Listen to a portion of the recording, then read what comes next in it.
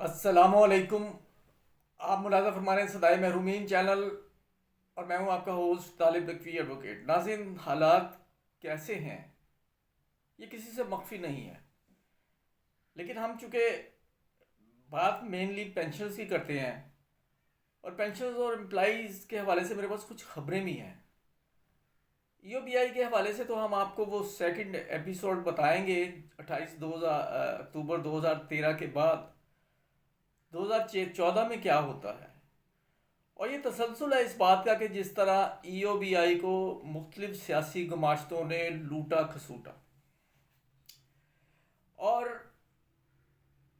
اب ملکی حالات پر اگر میں نہ بولوں تو یہ محب الوطنی کے تقاضوں کے یکسر خلاف ہوگا.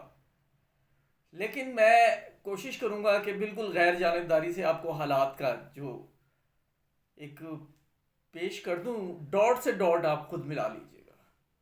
صرف دو تین پوائنٹس دے کر تو میں آ رہا ہوں اپنی روٹین کی اس پہ. ناصر، عمران خان صاحب کو گرفتار کیا گیا، غالب امکان تھا کہ انہیں گرفتار کر لیا جائے گا.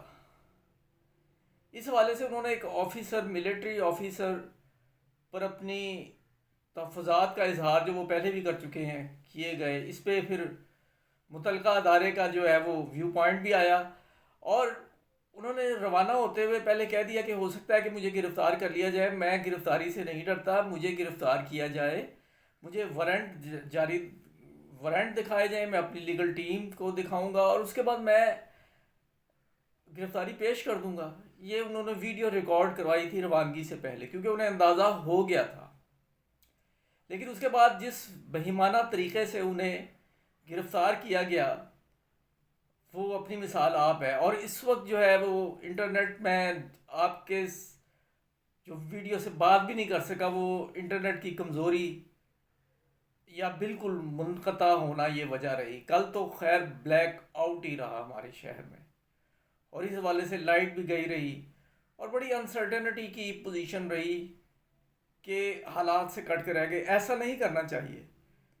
اور اس کے بعد پھر جو حالات سنگین ہوئے، اس حوالے سے میں ایک سوال کرنا چاہتا ہوں. جو گھیراؤ جلاؤ ہوا، وہ بدماش صفت شخص ہی ہوگا جو اسے جائز کہے. یہ کسی طور پر بھی جائز نہیں، لیکن چند سوالات ہیں کہ انہیں کھلی چھٹی کیوں دی کہ وہ حساس ایریاز میں جا کر من مرضی کرے. اور ماضی کے جو تجربات ہیں ان سے اگر آپ دیکھیں کہ گاڑیوں کو حملہ کیا گیا نون لیگ کے ہی ارکان نے، اور اس طرح کے شواہد اب بھی آہستہ آہستہ سامنے آ رہے ہیں پابندیوں کے باوجود. اور اس کا بینیفٹ کسے ہوگا جو جسے یہ ڈس ایسوسیٹ پی ٹی آئی والے کر چکے ہیں. ہو سکتا ہے کوئی جذباتی کارکن جو ہے، جو اپنی ریڈ لائن قرار دے رہے ہوگے، انہوں نے بھی کوئی ایسی غلطی کی ہو. لیکن ایسے موقع پر یہ ہسٹری ہے 77 سے لے کے آج تک. 77 کے تو معاملات مجھے خود یاد ہیں کہ لوگ جو ہے پراسرار شر پسند جو ہے وہ گھس جاتے تھے تحریک کو، وہ ڈیریل کر رہے تھے. اس کا فائدہ کسے ہو رہا ہے؟ اس کا فائدہ جو ہے وہ ہدف آسان ہو رہا ہے جو انہیں نااہل قرار دینا چاہ رہے ہیں. اور انہیں کون نااہل قرار دینا چاہ رہے ہیں؟ جو الیکشن سے بھاگ رہے ہیں. اور الیکشن سے کون بھاگ رہے ہیں یہ مجھے بتانے کی ضرورت نہیں. ایک پینت دو کاج والا کام کیا جا رہا ہے. ایک تو عمران خان پر پابندی لگا دی جائے اور اسے پہ بغاوت کے مقدمے ہوں. جس قسم کے یہ اقدامات جو کیے گئے ہیں شرپسندوں نے، میں انہیں شرپسند کہوں گا، اور میں اس فعل کو کبھی بھی جسٹیفائی نہیں کروں گا. مجھے ایک بات اچھی لگی کہ فوجی بھائیوں کی گاڑی جا رہی تھی تو پی ٹی آئی کے ورکرز جو ہیں انہیں راستہ دے رہے تھے. فوج جو ہے وہ ہماری ہے. آج اس وقت جب یہ سب کچھ ہو رہا ہے، کیا آپ جانتے ہیں کہ سیاچین کی بلندیوں پر اس وقت بھی انتہائی مشکل حالات میں پاک فوج کے جوان پہرا دے رہے ہیں. لیکن اگر کسی ذمہ دار آفیسر کے خلاف اگر کسی کو کوئی شکایت ہے تو اس کا مطلب ہرگز یہ نہیں کہ ادارہ پاک فوج کا ہر سپاہی عوام اب بھی اس سے پیار کرتی ہے. یقین کیجئے یہ حالات کو درست کرنے کی ذمہ داری اس پر ہے جس کی حکومت ہے. اور حکومت کس کی ہے؟ یہ آپ چھوڑ دیں کہ اسٹیبلشمنٹ یہ اسٹیبلشمنٹ وہ. اگر چیف ایگزیکٹو چاہے تو یہ حالات بہت چشمِ زدن میں ٹھیک کر سکتا ہے، لیکن اس پر تمسخر اڑایا جا رہا ہے. بس اب میری بات یہ ختم ہو گئی. اب ویری کوئکلی میں ایک اچھی خبر جو ہے وہ پنجاب کے جو کیئر ٹیکر وزیر اعلیٰ ہیں وہ الیکشن کروانے آئے تھے، لیکن وہ چند اچھے اقدامات بھی کر رہے ہیں. اور بیوروکریسی کو قابو کرنے کا طریقہ یہ ہوتا ہے کہ انہیں فیسلٹیز دی جائیں. اب ایک خبر میں یہ دیکھ رہا تھا، آپ پر فیصلہ چھوڑتا ہوں کہ 17 تا 22 کے جو وہ افسران جو پوسٹنگ جن کی کہیں نہیں ہوئی، یعنی وہ او ایس ڈی ہیں یا پوسٹنگ کی ویٹ کر رہے ہیں، انہیں خزانے پر بار ہونے کی وجہ سے یا مالی مسائل کی وجہ سے ان کا ایگزیکٹو الاؤنس بند کر دیا گیا تھا، جو اب بحال کر دیا گیا ہے. میں پوچھتا ہوں وزیر اعلیٰ صاحب سے کہ اب خزانے کے حالات ٹھیک ہیں؟ اور اگر ٹھیک ہے تو پھر الیکشن جو ہے وہ بھی تو ہو جانا چاہیے نا. بہرحال یہ تو ایک علیحدہ بات ہے. اب میں آپ کو اصل بات کی طرف آتا ہوں جس کے لیے میں نے یہ ولاگ بنایا ہے، اور اس میں آپ کا بہت زیادہ وقت نہیں لوں گا. ناظرین، ہم نے آپ کو بتایا کہ 26 اکتوبر 2013 کو جب نواز شریف زرداری کی حکومت ختم ہو گئی تھی اور نواز شریف کی حکومت آ گئی تھی، اور اس کے بعد پھر ہم نے آپ کو وہ 44 ارب والا جو ہے وہ سب کچھ بتایا.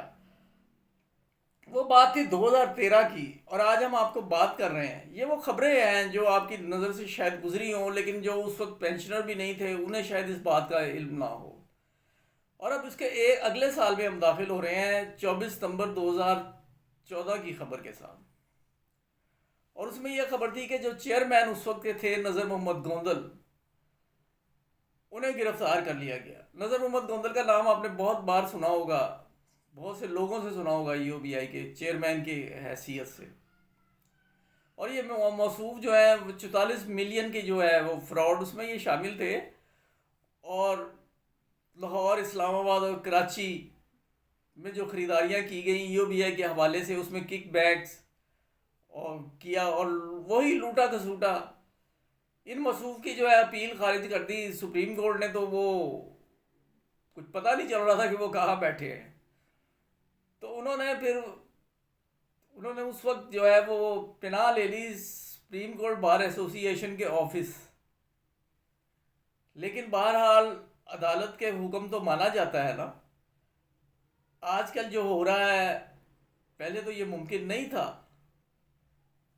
تو انہیں گرفتار ہونا تھا، اور پھر انہیں وہاں سے گرفتار کیا گیا.